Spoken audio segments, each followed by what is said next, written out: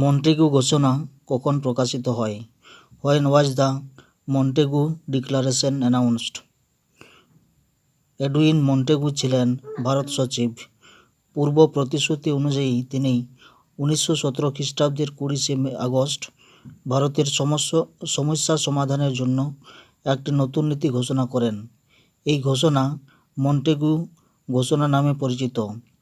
এই ঘোষণায় বলা হয়, শাসনতন্ত্রের প্রতিটি বিভাগে ধীরে ধীরে ভারতীয়দের যুক্ত করা হবে।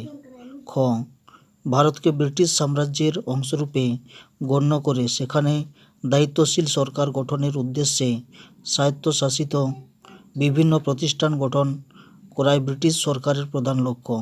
তবে এই সংস্কার কার্যকর হওয়ার পূর্বেই সরকার ভারতবাসীর নিকট থেকে প্রাপ্ত সহযোগিতার সঠিক মূল্য নিরূপণ ও ভারতবাসীর দায়িত্ববোধ সম্পর্কে প্রকৃত তথ্য সংগ্রহ করার দিকে সতর্ক দৃষ্টি দেওয়ার কথাও এই ঘোষণার উল্লেখ করা হয়।